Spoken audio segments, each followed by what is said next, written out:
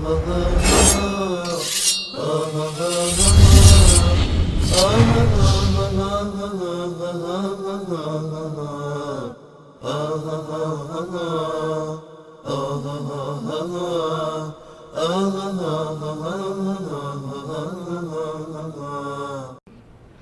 بزن به کارت، ببین چقدر داری، اینقدر داری که حد نداره.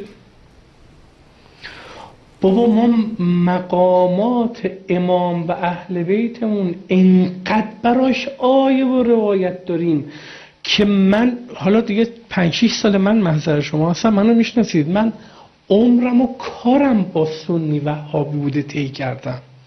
این موامو من وهابی ها سفید کردم. بر همین ادعای گزافه ای نیست. ادعام پشتوانش 20 سال تحقیق و مطالعه و سرکله زدن با این سنی ها و وهابی هاست. چون کارم بوده ادعا میکنم پاشم هستم.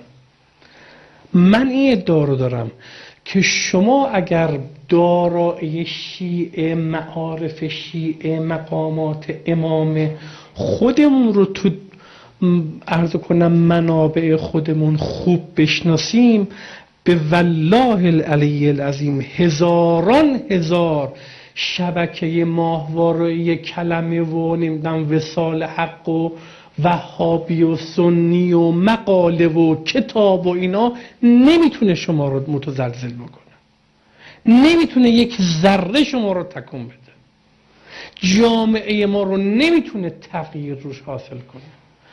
چرا ما از 4 شبکه سنی وهابی میترسیم؟ نکنه بیان 4 مقاله و کتاب بدن افکار نسل جوان ما به هم بریزه؟ چرا باید به هم بریزه؟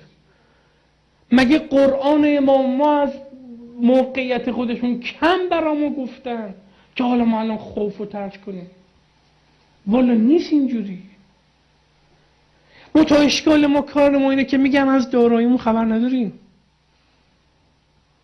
ما از آیات و روایات موجودمون کم اطلاعیم.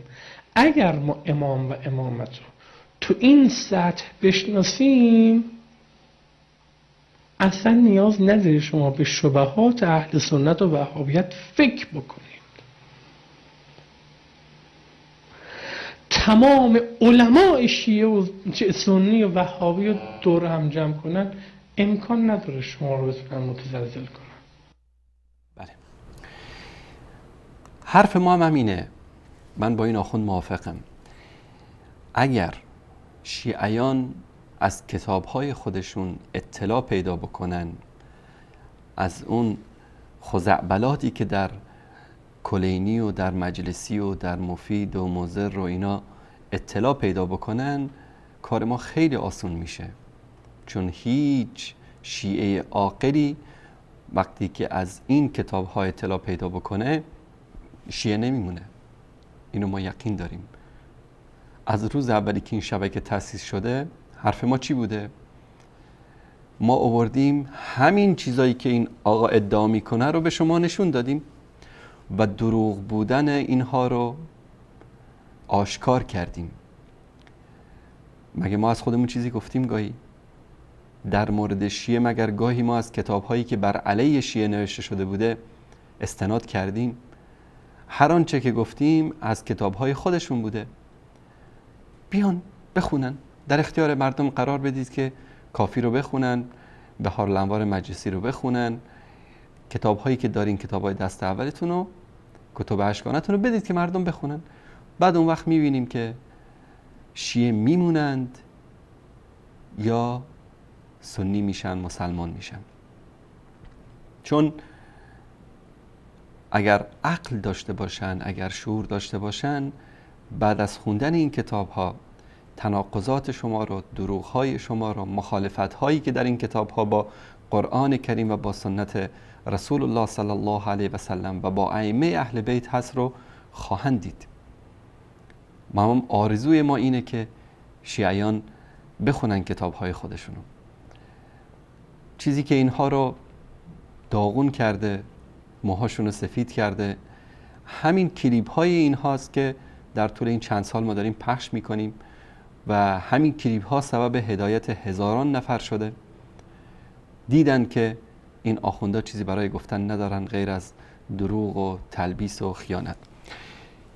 یک نمونه از دروغ ها و تلبیس های اینها رو من خدمتتون نشون بدم. خیلی جالب است ببینید که اینها چطور برخورد میکنن با علمای اهل سنت.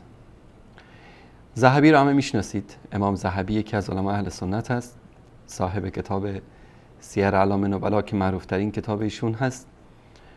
همون شخصی که قزوینی در موردش دروغ گفته بود که ایشون اومده محمد بن اسماعیل بخاری رو ضعیف دونسته و ثقه نمیدونسته، که تقریبا بیش از 1 ساله که میزنن، خودش و شاگرداش نمیتونن این گندی که زدن رو جمع بکنن. ببینید که نظر این آقا در مورد ذهبی چیه.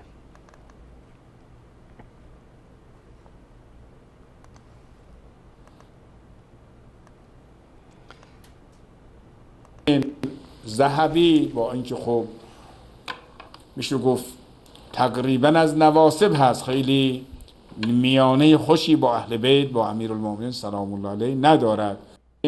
ذهبی با اینکه خب میشه گفت تقریبا از نواسب هست، خیلی میانه خوشی با اهل بیت با امیرالمومنین سلام الله علیه ندارد. بله، یادداشت کنید ذهبی از نواسب هست. کلیپ بعدی امین آخوند رو در یک برنامه دیگر خدمتون پخش میکنیم. این رو هم ببینید. ذهبی سنی ولی وهابی نیست، شاگرد ابن تیمیه هست ولی متأثر از تفکرات تکفیری ابن تیمیه نداشت. ذهبی سنی ولی وهابی نیست، شاگرد ابن تیمیه هست ولی متأثر از تفکرات تکفیری ابن تیمیه نداشت. اینجا میگه که ذهبی سنی هست اما وهابی نیست. به طبیعت حال یعنی هر جا که یک مطلبی رو بیان میکنه تعلیقی میزنه رو مؤلف یا رو اون شخص. در جایی گفت که از نواسب است، کلیپ دوم گفت که سنی است و وهابی نیست. اما ببینیم که در کلیپ سوم چی میگه. عزیز دیگه ای هستن که پشت خط ارتباطی برنامه زنده طلوع مهربانی هستند و از عزیزان اهل سنت ما هستند. آقای رشیدی سلام شما. سلام علیکم خدمت شما جناب آقای اسماعیلی عزیز و حضرت عبدالله دکتر حسینی قزوینی بزرگوار. سلام و ادب و احترام دارم و عید میلاد پیامبر و امام جعفر صادق رو خدمتتون تبریک عرض میکنم. ممنونم. ما هم تبریک عرض میکنیم خدمت شما، در خدمتتون هستیم. خواهش میکنم. من یه سوال داشتم از حضرت استاد، این است که راجع به مطالبی که امام در کتاب مصاحف فرمودن که مثلا طلحه و عایشه و زبیر، ایشون فرمودن که منظورش نواسب است، نواسب. بله. خب الان میتونن مثلا یک مصداق از نواسب در بین کسانی که شیعه نیستن پیدا کنن؟ مثلا اهل سنت کسی به عنوان ناصبی داریم، مصداق خارجیش هست یا نه؟ درسته. بله. من اون دفعه مرز کردم ناصبی در میان اهل سنت بنده، یعنی الان حدود نزدیک 35 سال من با اهل سنت مرتبط هستم، چه اهل سنت داخل کشور چه خارج کشور. من بینی و بین ربی، یعنی خدا را در این شب رحمت شاهد میگیرم، یک مورد من ندیدم یک سنی ناصبی باشد، یعنی به اهل بیت ناسزا بگه، نسبت به اهل بیت جسارت کنه. ایشون هیچ سنی ندیده که ناصبی باشه. کلیپ بعدی رو هم ببینید.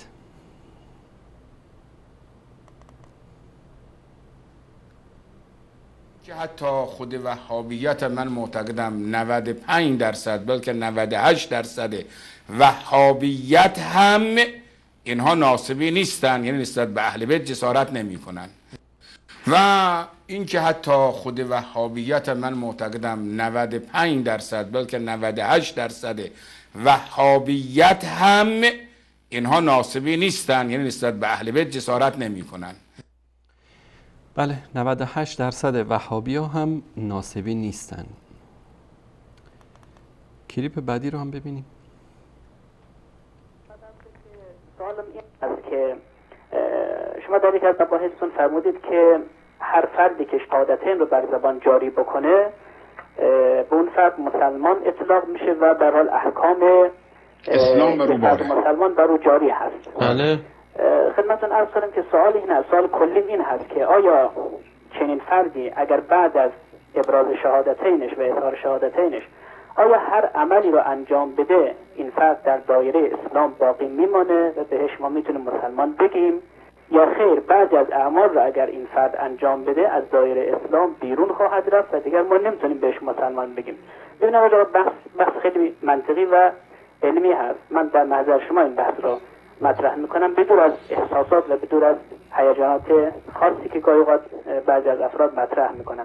سوال مشخصم از بله قانون مشخص جناب احمد آقا. ببینید بعد از این که ببینید کسی ابتدا شهادتین جاری میکند بله. هم قرآن هم سنت هم روایات اهل بیت میگن مسلمانه. بله بله. تا که ذبیحش برای شما عرض کنم میشه خورد، میشه با او ازدواج کرد.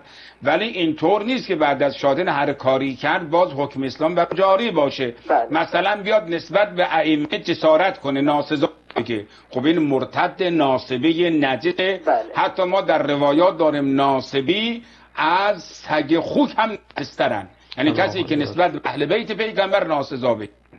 برای شما یا کسی یکی از ضروریات دین را انکار کنه بعد از شهادتین بگه من منکر نماز هستم، منکر روزه هستم، منکر زکات هستم، بازم این فرد مرتد از دایره اسلام میره بیرون. اینا به این شکلی نیست که هر کسی هر کاری بعد از اجرای شهادتین انجام بشه باز حکم اسلام جاری باشه. نه اینطوری نیست محمد آقا. بله. اینجا هم دیدید که گفت که ناسبی هم از سگ و خوک نجستره. چرا این همه تناقضات داره این آقای قزوینی؟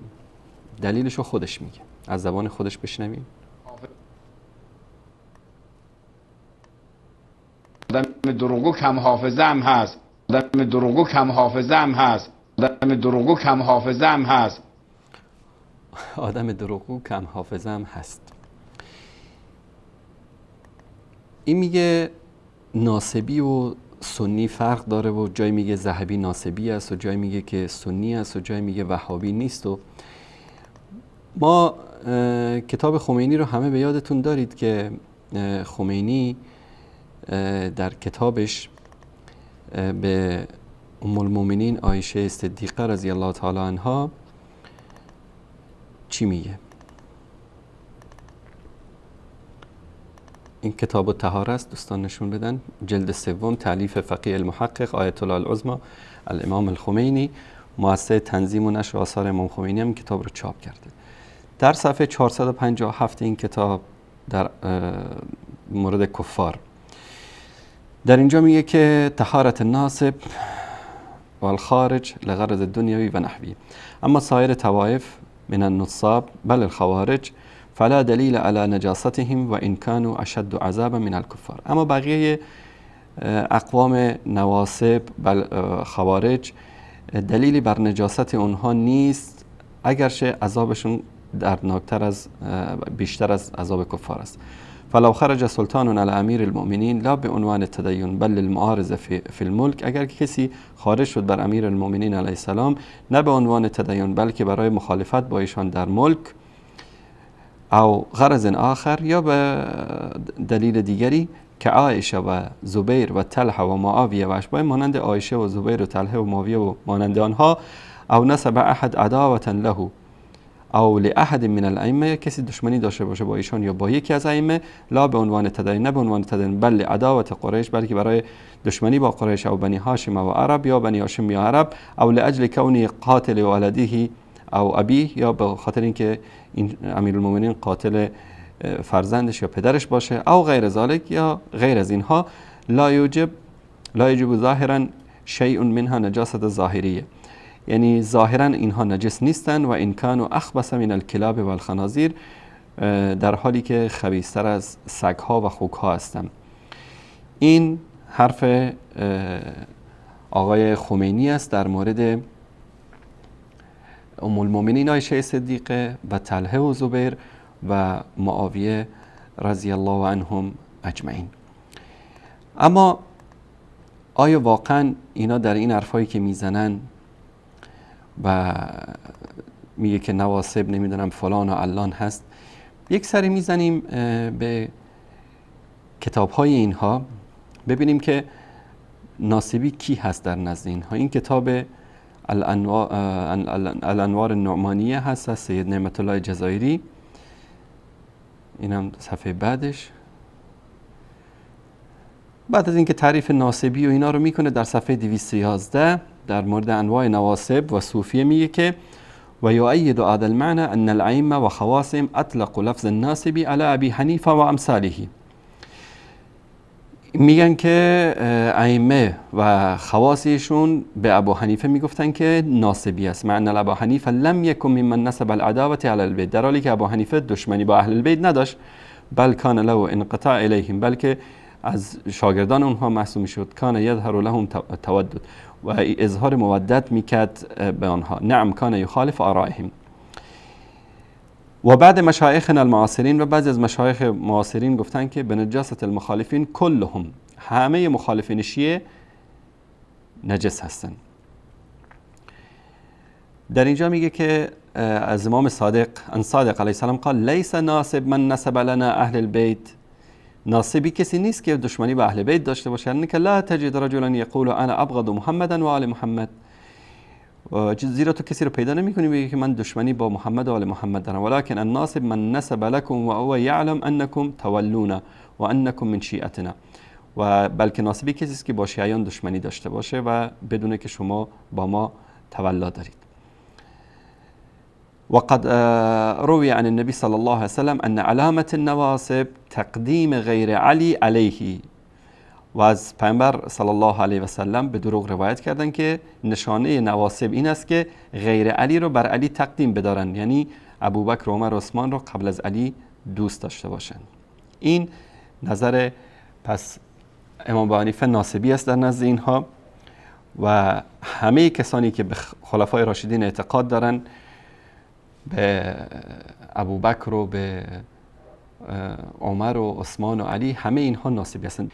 در همین صفحه 211 بعضی که امام حنیفه رو میگه ناصبی و مخالفین شیعه رو میگه ناصبی و کسی که غیر علی رو بر علی تقدیم بدار ناصبی، حکم ناصبی رو بیان میکنه که در کتاب تهذیب به سند صحیح از مولانا صادق، از امام صادق روایت شده که قال خذ مال ناصب حیث ما وجدت، هر جا که مال ناصبی رو پیدا کردی بگیر، و ابعث الینا بالخمس، خمسش هم برای ما بفرست. این در مورد حکم ناصبی است. این قزوینی با وقاحت میاد اینجا دروغ میگه که بله ناصبی کسی است که دشمنی با اهل بیت داشته باشه و فلان داشته باشه. این دروغی است که اینها میگن، در حالی که همه اهل سنت رو اینها ناصبی میدانن. در کتاب وسایل شیعه است، دوستان نشون بدن صفحه بعدش از حر آملی، در اینجا در حدیث شماره 34597 روایت کردن که در مورد حکم ناصبی پرسیده شد. از کی؟ از ابی عبدالله امام جعفر صادق. ما تقول فی قتل الناصب، در مورد قتل ناصبی چی میگی؟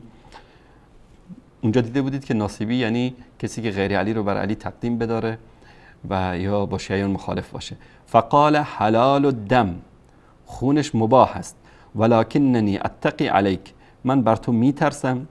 فان قدرت ان تقلب علیه حائطا او تغرقه فی الماء لکی لا یشهد به علیک، اگر تونستی دیواری رو سرش خراب کن یا تو آب غرقش بکن تا کسی نتونه بر علیه تو شهادت بده. اگر تونستی این کارو ففعل، این کارو انجام بده. قلت فما ترى فی ماله، پس اینو که کشتم مالش چیکار کنم؟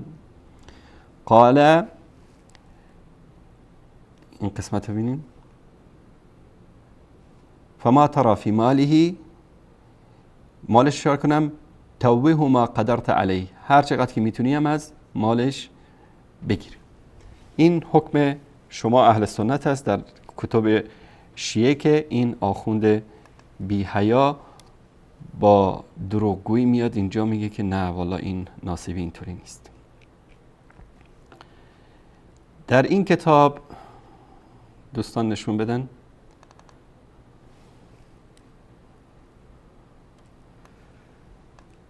در کتاب المحاسن النفسانیه فی اجوبة المسائل الخراسانیه از شیخشون حسین آل عصفور در صفحه 147 میگه بل اخبارهم علیهم السلام تنادی، میگه احادیث ائمه اهل بیت علیهم السلام فریاد میزنه به ان الناصب هو ما یقال له عندهم سنیا، ناصبی کسی است که سنی باشه.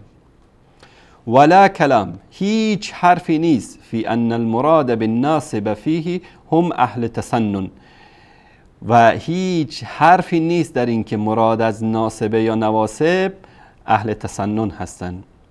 اینم رد دیگری از کتب خودشون بر این آیت الله دروغگو، چوپان دروغگوی خودمون.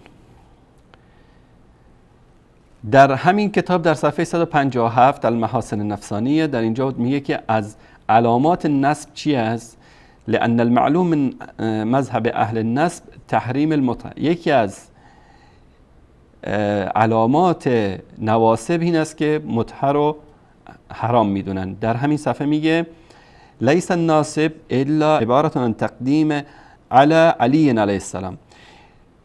شکی در این نیست که ناسبی کسی است که غیر علی رو بر علی برتر بدانه، یعنی تقدیم منظور در اینجا همون ترتیب خلفای راشدین است که اهل سنت بهش اعتقاد دارن و عامه مسلمان ها. در اینجا در وسایل شیعه میاره صفحه بعدش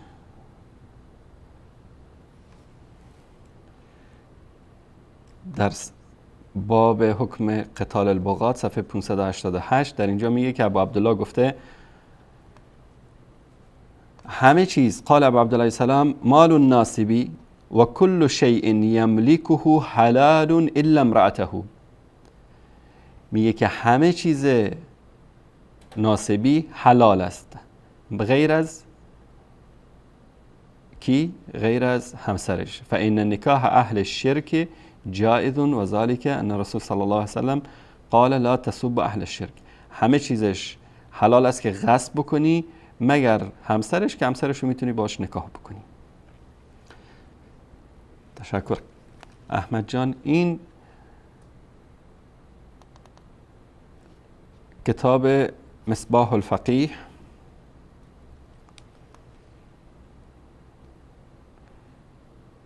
در اینجا میگه بأن المراد بالناسب في الروايات على الظاهر مطلق المخالفین. میگه على الظاهر در روایات صفحه 288 میگه که همه مخالفین، مطلق مخالفین، هر کسی که با شیعه مخالفه این شخص ناسبی است، در حالی که قزوینی در اینجا دروغ میگه. من اینجا 10 سند دارم از کتاب های اینا. نتایج الافکار از گلپایگانی در اینجا میگه که در صفحه 234 میگه والمستفاد من ایراد هذا او ان النواسب مطلق المخالفین لا طائفه خاصه منهم. میگه که مخالفین در اینجا همه نواسب در اینجا همه مخالفین هستند. و در اینجا در پاراگراف بعدی میگه، در اینجا منظورش بهرانی است که ذکر کرده که همه مخالفین کافر هستند و نجس هستند. اونجا که قزوینی میگه که نواسب، منظور از نواسب در نزد شیعیان همه مخالفین است. تشکر احمد جان. و مطالب زیادی است که به همین اندازه اکتفا میکنیم. این از دروغ این آخوند دروغگو که میخواد با این سیاه نمایی ها فریب بده اهل سنت رو که بله نواسب اهل سنت نیستن، در حالی که کتاب های اینها، روایت های اینا میگه که نواسب کسانی هستن که غیر علی رو بر علی تقدیم بدارن، مطلق مخالفین نواسب هستن، نجستر از خوک ها و سگ ها هستن. خمینی در کتابش این حرف رو گفته و خوردن مالشو، کشتنشو، به تاراج بردن اموالشو جایز میدونن.